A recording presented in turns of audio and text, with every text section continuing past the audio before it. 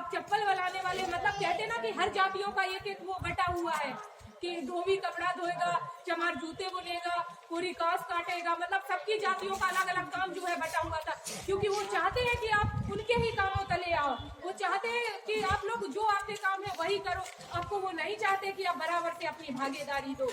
और भागीदारी तो ये हमने समाजों की बता दी, जातियों की बता दी, उसके बाद आप देखिए कि वो किस आधार पर, जब हम दलित, हमारे पुरुष वो मानवता नहीं रखते, उनके लिए पुरुष हमारे वैल्यूएबल नहीं है, तो हम महिलाओं को तो पूछेगा कौन?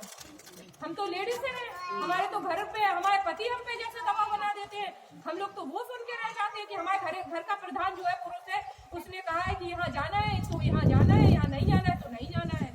बताइए किस आधार पे हम लोग अपने हक अधिकार की जो है लड़ाई लड़ेंगे?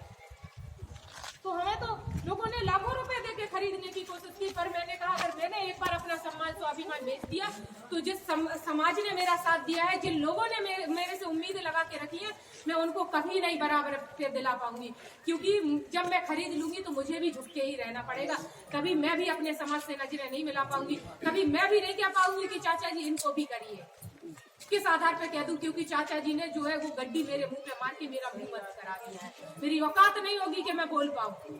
तो ये चीज है, आपको बहुत लोग बरगलाने वाले आएंगे, हम लोग सौदा नहीं कर रहे हैं। मान्यवर कांसीराम साहब कहा करते थे कि बेटी और वोट हम लोग सुरक्षित हाथों में सौंपते हैं। बेटी कभी बेची नहीं जाती है, वोट कभी बेचा नहीं जाता है।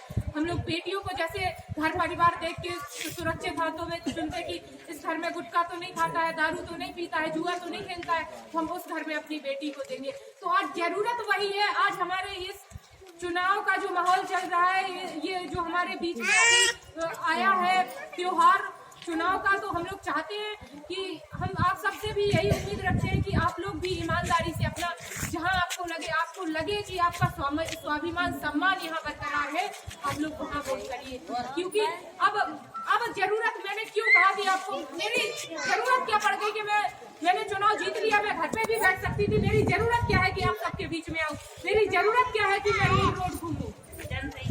हम इसलिए चाहते हैं कि बदलाव हो, क्योंकि जब मंदिर के अंदर बेटी का बलात्कार हो जाता है, जब 6 महीने की बेटी नहीं बख्शी जाती है, जब 5 साल की बेटी नहीं बख्शी जाती है, तो हम तो फिर जवान बेटियां हैं। जब 5 साल की बच्ची को आप किस आधार पर रोकेंगे कि इसने क्या पहना है क्या नहीं पहना है, वो क्या उसको हम लोग साड़ी पहनाएंगे क्या? कहते ना, कई नेताओं ने, समाजवादी पार्टी के नेताओं ने कहा था कि लड़कों से गलतियां हो जाती है। कैसे गलतियां हो जाती हैं? आप ये प्रदेश में माहौल बरकरार करेंगे कि लड़कों से गलतियां हो जाती हैं? जानबूझ के तुम्हारे कार्यकर्ता जो है, कार्यकर्ता भी कह सकते हो, तुम्हारे गुंडे टाइप के लोग जाते जाते दुपट्टा खींच देते हैं, लड़कियों के हाथ पकड़ के खींच देते हैं, और आप कहते हैं लड़कियों से गलतियां हो जाती है। हम लड़कियों से नहीं हो सकती है क्या गलतियां? हम भी जाते जाते किसी को लात मारते जाए? बताइए ना। तो हम लोग क्यों नहीं?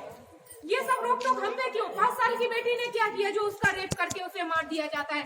6 महीने की बेटी को हम लोग क्या पहनाएंगे कि उसको हम लोग ढकमुद के रखे कि उसका रेप ना हो?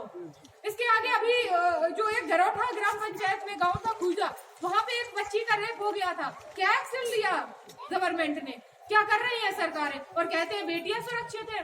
कहाँ बेटियां सुरक्षित है? किस आधार पे बेटियां सुरक्षित है? वो सिर्फ इतना कर सकते, वो सिर्फ इतना